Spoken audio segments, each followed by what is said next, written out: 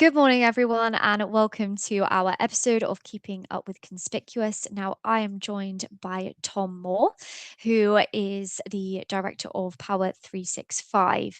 Now, Tom, welcome. I know you've done a couple of podcasts before, so it's you might be experienced in this now, maybe a few talks. The topic of conversation may be slightly less morbid than my previous podcasts, so we'll avoid childhood trauma today. But yeah, thank you for having me on. No worries, no worries. So, for those that may have not seen your face in the industry before, just let's do a brief overview of where you've come from, what it is you currently do, and then we'll dive into the area that we really want to talk about today. Sure. Intros. I like to start personal with my intros, if I can be forgiven. Um, Always. Personally, I suppose passions lie in things like food. I'm an avid foodie. Ah, yeah, Travel, the gym, these kinds of things. And when I think I get to, if I ever take the opportunity to indulge my addictions, I'm one of these that likes to rewatch the same TV series over and over again. that's fine. Although at the moment, I don't know if you've watched it before, Lucy, but I am experiencing Lost for the first time. I Um, haven't watched that one yet. Maybe I'll it's a, pop it on it's my list. yeah, put it on your list. You need to set some time aside, but it's a good one. Professionally, moving away from personal, as you mentioned. So I'm CEO of Power 365. My role is largely centered around empowering the team, I suppose, and our clients to ultimately achieve. It sounds corny, but maybe achieve the extraordinary. Yep. Um, we as a business, I suppose, focus on delivering transformative digital solutions. And we've got a suite of products that we've developed that streamline those operations. But the element of what my role really is, I'm super passionate and probably largely links into the topic that I'd like to talk about today. Super passionate about building a company culture that provokes thought leadership, personal development, and the big one that I'd like to maybe dig into today with you is that stretch mindset, which are our company values. Um, Okay. Creating that kind of environment that challenges and inspires people. My marketing lead actually summarized this perfectly recently, and she said that we aim to stand out rather than blend in, um, That's which I good. thought was a perfect tagline. That might make the website at some point.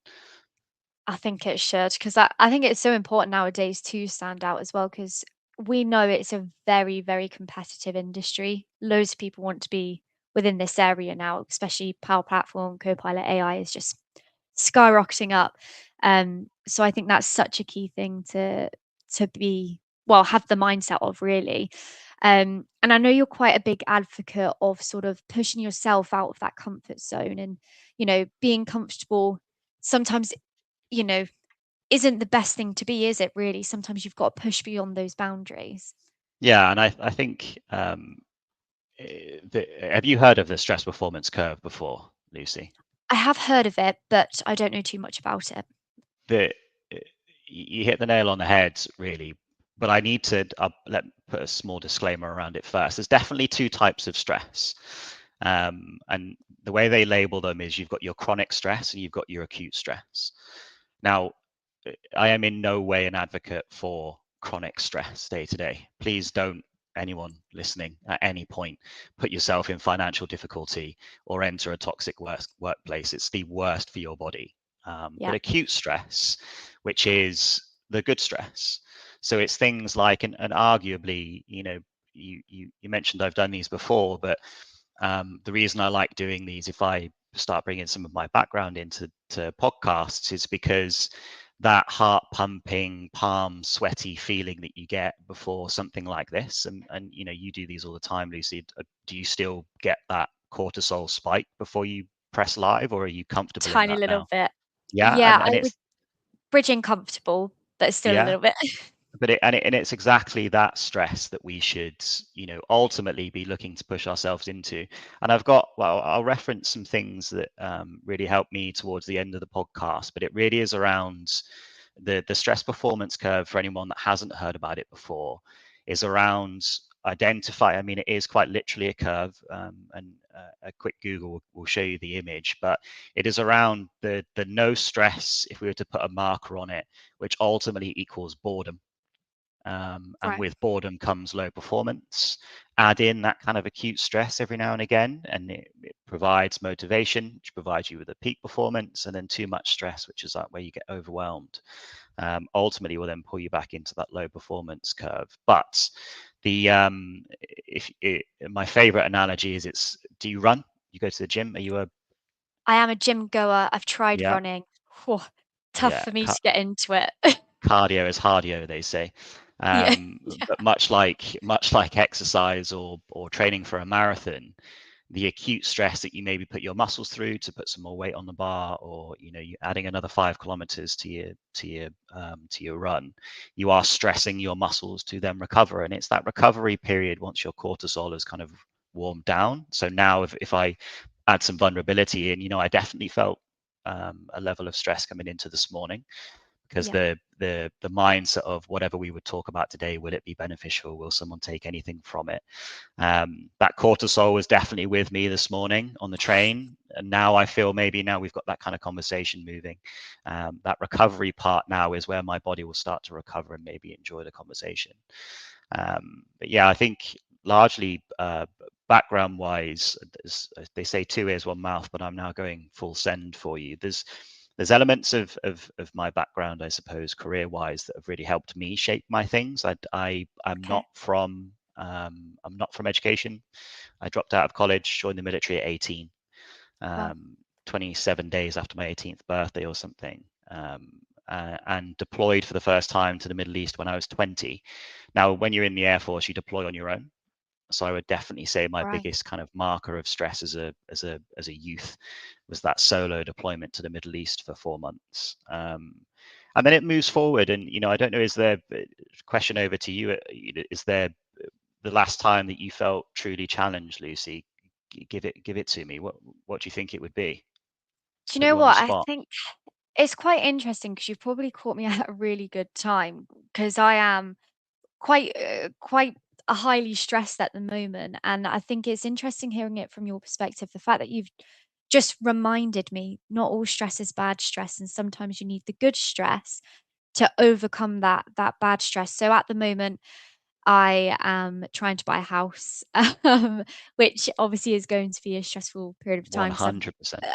I've never bought a house. I haven't got a clue. They don't educate you on any of this stuff at school, which I think is awful, but that's another story.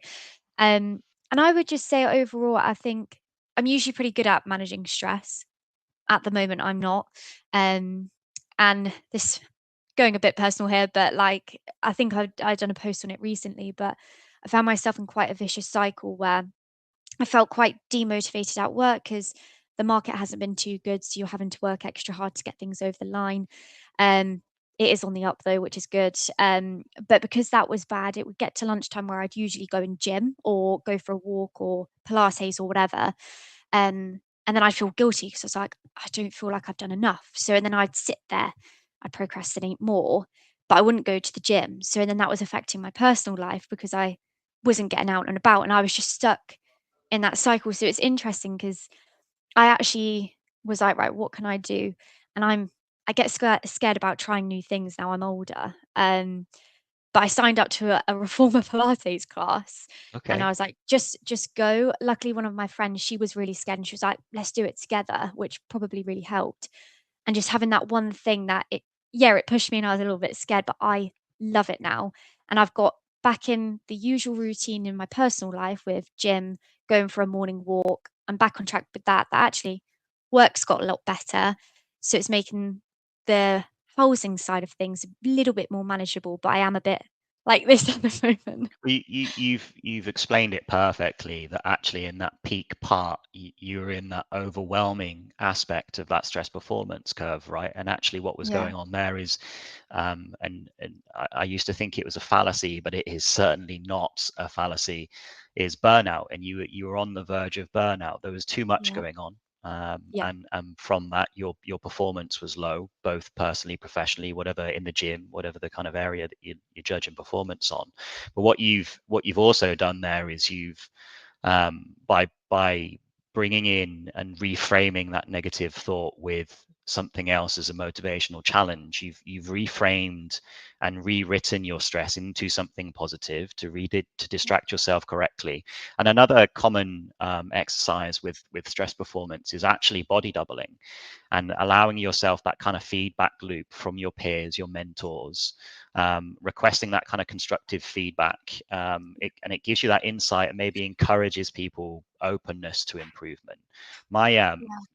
It's interesting you mentioned picking an activity like that. My therapist is has been on at me, and I said actually at the start of the year that I would, because I am a I love stress. I live for, they Thrive. say, acute stress, but I live for those challenges that are gonna spike my adrenaline, and that definitely leads back to maybe being placed into the scenarios that were so high stress at such a young age, unfortunately, has maybe led me to continuously chase those. And I went through a recent life shaping exercise to try and bring my dopamine down, essentially, try and enjoy just watching TV rather than needing Yeah. to go out and travel here on your own or do this new experience or whatever else it was.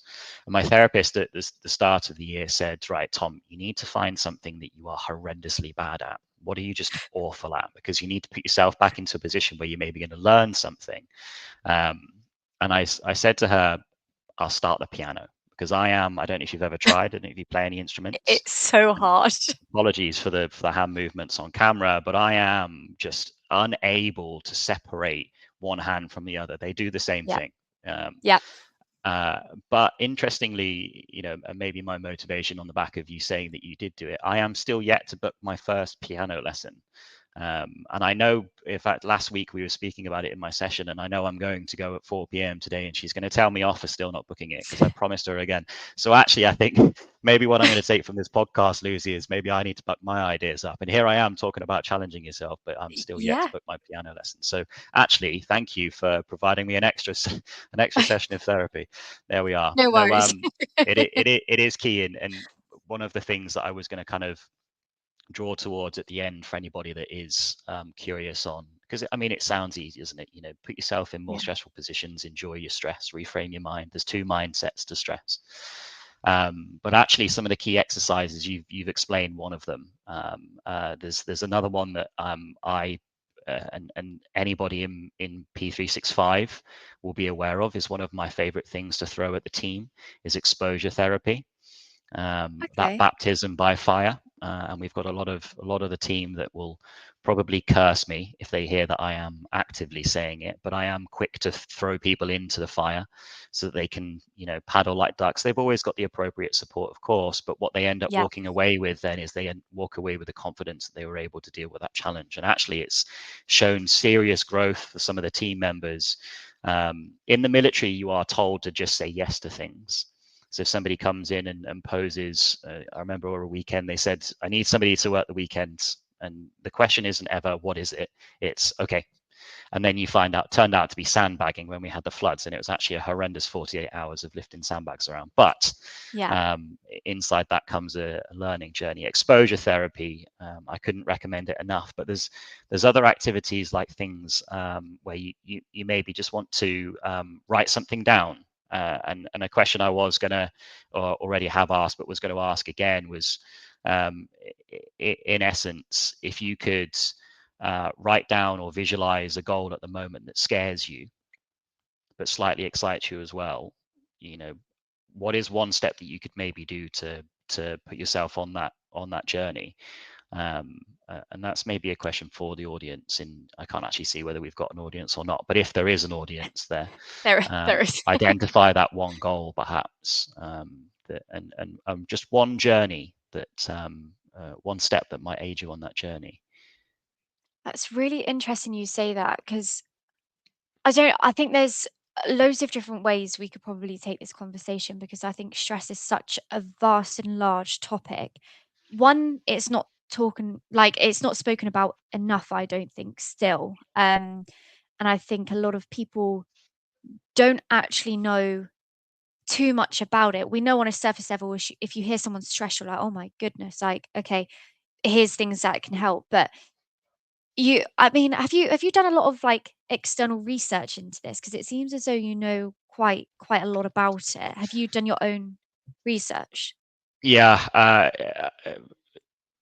I've got some friends that are largely into their psychology, which has led me onto the path of psychology, and that being aware of yourself is absolutely key, and has definitely allowed me. Maybe I'll give a journey of how I've ended up in this role shortly, but from Yeah, a research perspective, there's one person as a takeaway for anybody listening. Her name's Kelly McGonigal, I think is the correct way to say her name.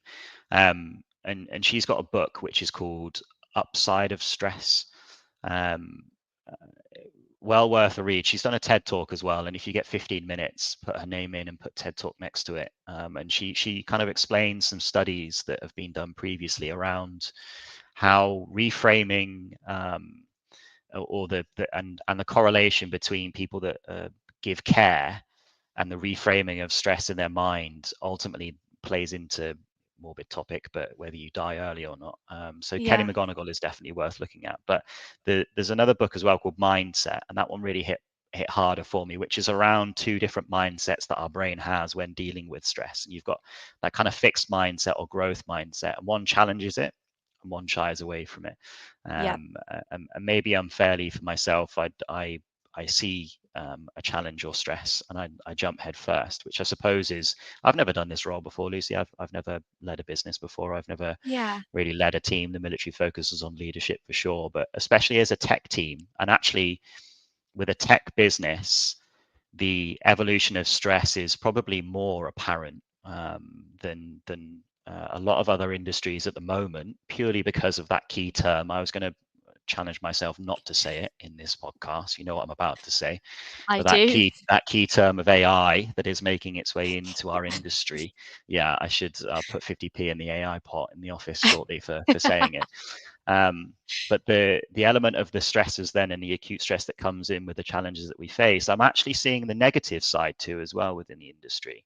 And there are, Okay, people like myself that maybe would see a role online advertised, and historically where it might have taken 5, 10, 15 years to have credentials to do some of these roles, with the assistance of AI and with the way that the market is moving, we're finding that a lot of the kind of applicants or promotions or businesses are being built now on that talent shortage in essence, or it's being expedited, which is then putting people in those positions of not so much acute stress now, but chronic stress because they've entered into a world that maybe weren't fully prepared for, yeah, which is then ultimately having a wider effect. So there's definitely a positive and a negative side to um, uh, to the element of dealing with that. And the yeah. confidence to be able to take those challenges on. I feel like that point was quite waffly, actually. I don't know where I was going towards the end of my point there, but No, I think it's a very valid point to make, I must admit, and I think it's quite interesting because hearing you speak about it as well, like, you've highlighted the fact that everyone deals with stress very differently, whereas you would dive headfirst into things. I would say I'm slightly similar, but with others, as you said, you're quite a big advocate in your company for maybe helping helping your peers push themselves out of their comfort zone. They voluntold instead of forcing. volunteering. Yeah, yeah. Um, but obviously some people need that push. Like, I think an example for me actually is, with having a support system in your business is massive, and I think if you've got people in the business that understand stress like yourself, and maybe some mechanisms to jump over those hurdles, I think it's quite important to have that within a business. Obviously this is my first recruitment job, and I remember coming in and I have quite a different outlook to recruitment to maybe those that have been here for over a decade, who are very traditional in their approaches, and they have different outlooks. And for me, who was a newbie coming in saying, I want to do a podcast, I want to go to conferences straight away and talk to people, like, that was probably more that acute stress, like, oh, you've got to initiate that conversation and it is With the pushing growth myself. mindset, Lucy, you've Yeah, exactly the growth mindset is exactly that. And you know that you maybe wouldn't enjoy them to start with because they would be yeah, stressful or maybe challenging or brand new.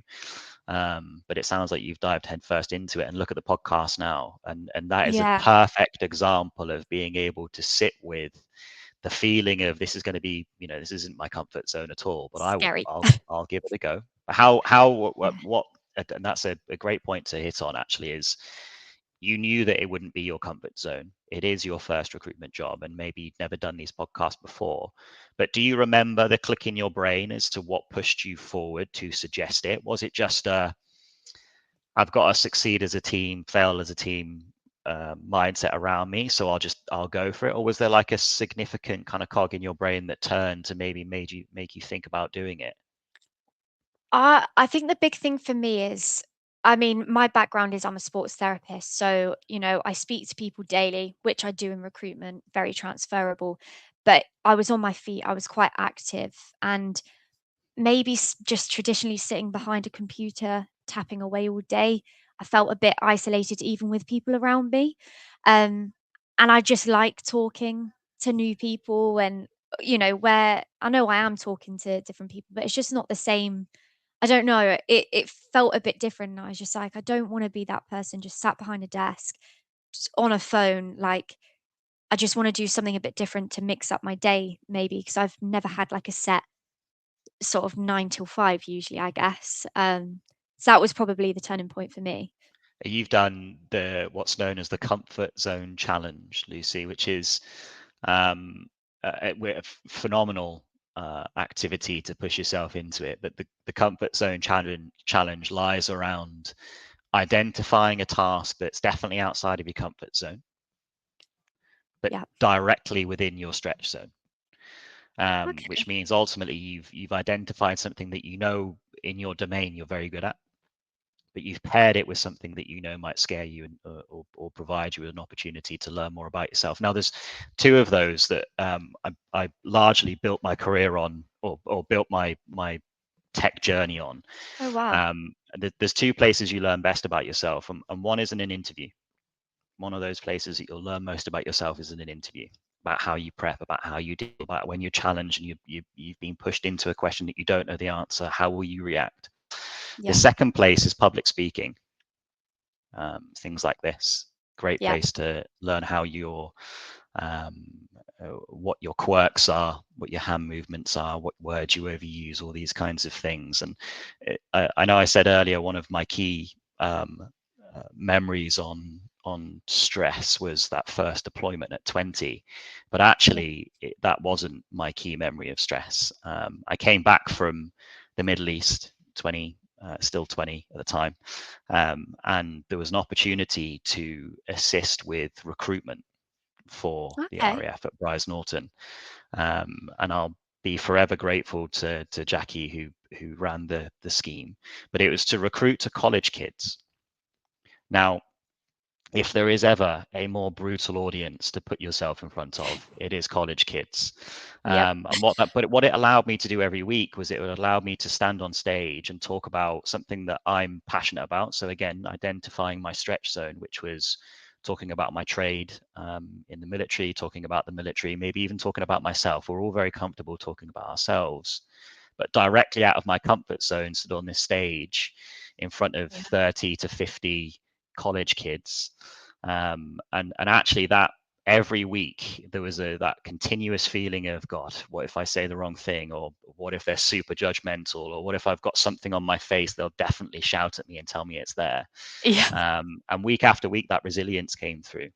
So not that I'm recommending, and if any of the P365 team are listening, please don't go and put yourself through continuous interviews because I'll be upset if I lose my team. But anyone that gets the opportunity to take an interview, take it and see how you perform. Maybe that's an oxymoron to what you would like as recruiters. It's probably not what you want to hear. But also these local these local organizations that are around you that maybe give you an opportunity to debate or public Yeah. speak, in a safe space. And it sounds like you were provided a safe space by Conspicuous with Yeah. the succeed as a team, fail as a team mindset to just give it a go. Yeah. And I take my hat off to that, Lucy. It's phenomenal to identify it Thank you. and push yourself into it. Thank you. I feel like I'm learning a lot from this podcast, I must admit, which is really nice because, as I said, it's not really spoken much about. Now, one thing I was gonna ask is if you sort of had any advice. So what I've realized, and I don't know whether other people have realized this as well, but interviews, I do get a lot of questions from candidates when they're going to interviews, how can they calm those nerves, et cetera. And one thing I've noticed with the industry at the moment, we are seeing maybe some layoffs happening, which is obviously never nice. And sometimes it's those people that have been there for years because they're the top salary branding that they need to come away. And I am finding a lot of maybe older people now having to interview when they haven't for years. And they're coming to me like, oh, what do I do? What is an interview? So if you had any sort of tips for how to sort of manage that stress for an interview, what would that be? Just out of interest. Um, it's a great question. It's definitely a great question, and my advice would maybe be slightly different to what I would recommend as from a personal Okay. perspective. I My own personal advice when I go into interviews is always to ask more than I'm asked, Yeah. which is unfortunately maybe slightly more on the psychological aspect. There is a theory around asking for favors creates a relationship without the person realizing. And All that right. I'm recommending dark psychology to get yourself into roles. And I remember a fantastic quote actually of somebody was, I don't know whether it's real or not. I'd love to see it action, but there was somebody was pouring a cup of water in the foyer, and the interviewer came out and he saw this candidate let the glass overfill, and he said, "Why did you do that?" And he said, "Well, I give everything 120%." And that really stuck with me. But the elements of maybe what I look for in an interview are things like um, preparation is key for me. Yeah. Personality is key for me. There is a point to note that we, especially within P365, we largely were under the impression we can teach anyone to build an app, but we can't teach culture, and we Yeah. can't teach drive, and focus a lot of your answers around how you overcame a problem.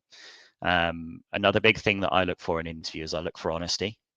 An Yeah. interviewer will always push you to not know the answer, and it's deliberate. There is nothing wrong with not knowing the answer.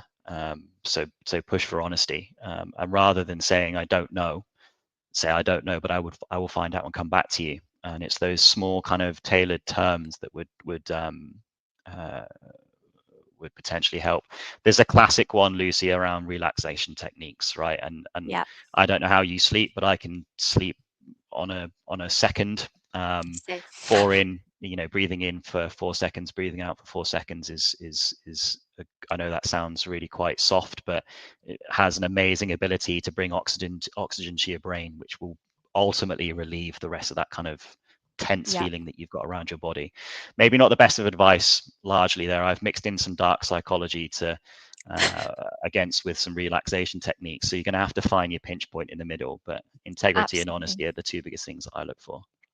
Yeah, no, it's good because I mean, my advice, my two key things I'll always say to anyone to sort of help calm those pre-interview actually three things. Three things I'd say.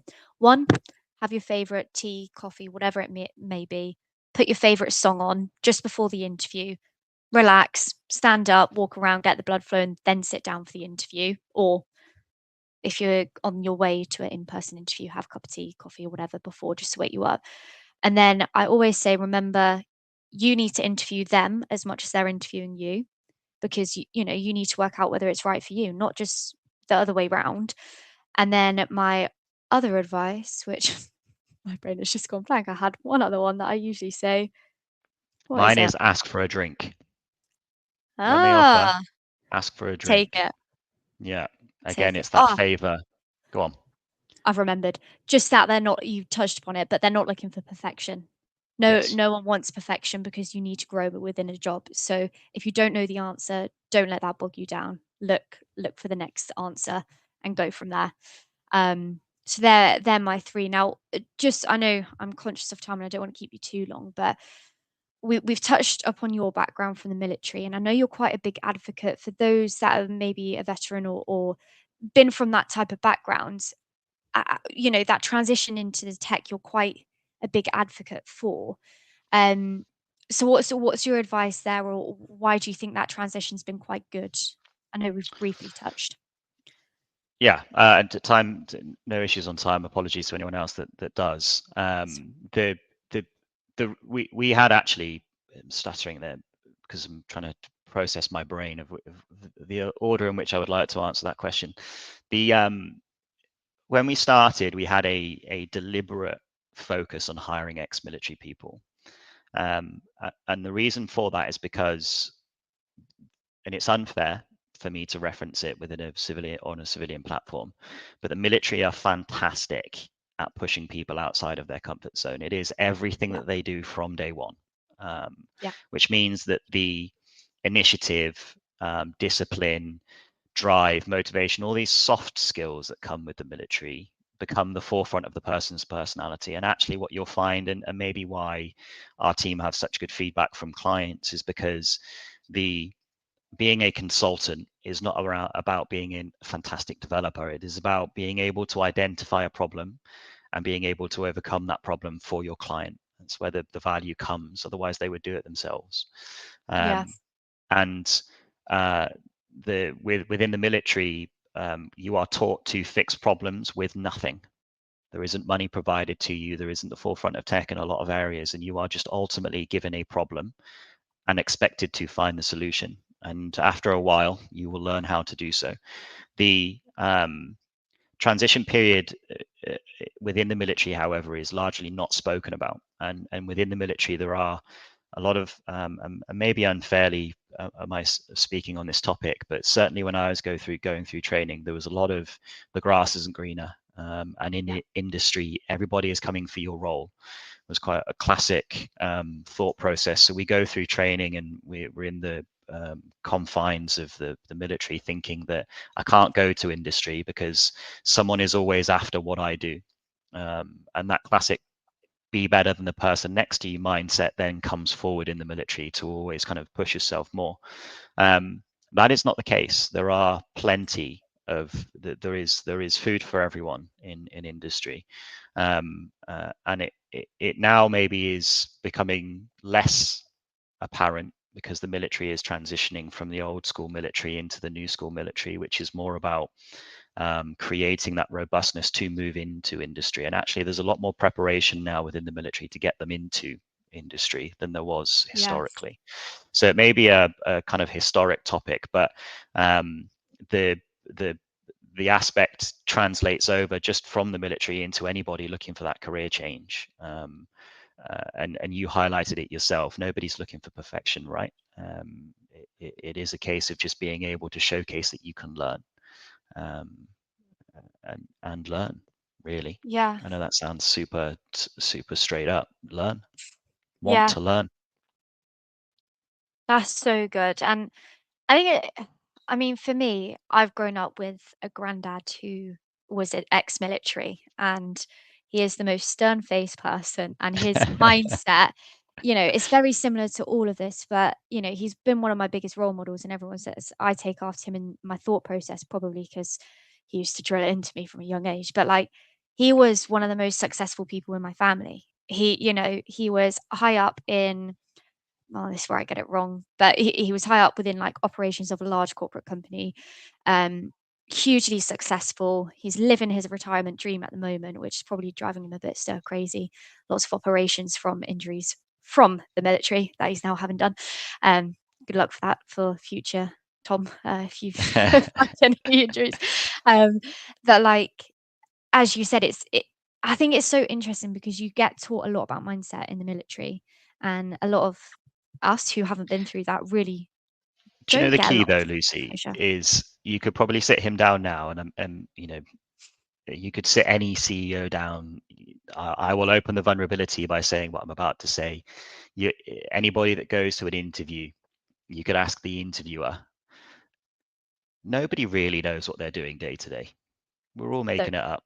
But the difference is, and where your granddad would have been so successful, is that he would have been completely trained how to, you won't know. poker face is there, and he will be able to collect his thoughts immediately and present some form of solution. But he won't Yeah. know what he's waking up to Monday through Friday. You've no idea. Nobody knows what challenges they're going to face when they get into work. Embrace that. That Yeah. is, we are all humans. We are all born the same. There are very, very good people out there, of course. But even the Bill Gates and the Elon Musks, no idea what they're doing day to day. Yeah. But they are surrounded by the ability to find the information to make it work. Absolutely. And as my family have always said, do it with enough confidence, anyone will believe you. Speak That's with confidence and thou shalt believe. Absolutely. yep. So yeah, I mean, Tom, I probably could talk to you for hours about this. I think it's been really interesting. I've probably learned a lot more than I ever knew coming into this, which has been great. And I know if anyone does have any questions, maybe we could link those books in the comments as well for people. I can do that afterwards. I don't know whether there's any sort of final points before I go on to my little final question for you. But is No, there anything you'd like to round off on? no final points really, but one kind of closing thought for anybody that is still listening. Thank you, I suppose. But just have a think about how different your life could be if you chose to see stress not so much as your enemy, but ultimately as a trusted guide towards excellence. Would be my only closing thought, really. But yes, I'll absolutely I'll fire the links wherever we can put them Yeah, for those books and TED Talks, because it's certainly worth a read on a plane or on a journey, yeah. or I'll put them in for you. That would be perfect. And obviously, we always close on a question. I don't know whether you've seen them, but the I question haven't. Oh is, boy. I mean, not. So, if you weren't the CEO of Power 365 right now, what would be a job you would go into? It's a Whether it's a phenomenal childhood question. dream. Yeah, phenomenal Okay. question. And I know my answer, and I'll say it with confidence. I've always wanted to tailor suits. Really? Yeah. Okay. Um, and I that would be at if money was of no issue, and I'd maybe taken a slightly different path through education, I would absolutely have opened up my own tailor store. I love that. That is a really good answer. I don't think we'll probably hear that again in the What's history yours? of this podcast. Oh, that's a great question. As of now, what would I want to do right now? If you asked me a few years ago, I would always want to do something like be a vet or something like that. Okay. But I reckon my dream job, if it wasn't rubbish work hours and everything, would be like one of the top sports therapists or with a rugby team, Love that. tour the world Yeah. with rugby. That would be the dream. I mean, I Amazing. sort of get to do little bits of that with the sevens and stuff. Usually I'd be in Dubai at the end of this month, but I Yeah, won't go yet. Dubai Yeah, Sevens, fantastic. Outfit ready. Are you not going? amazing. No, because we're saving Oh, for a house. no. Awful. That is So yeah, that's terrible. where I'd usually be, getting some winter sun. But yeah, that's probably what I'd do. Amazing. But yeah, well, for everyone that's tuned in today, thank you so much. If any other comments come in, we'll obviously reply back to them. But Tom, it's been such a pleasure having you on. And I know we'll probably stay in contact and see each other soon at a conference, whatever it may be. But thank you so much for your insights. It's been great. No, thank you, Lucy. I've thoroughly enjoyed it. It's flown by, which is always a good I know sign. it has. All right. See you later, everyone. See you later.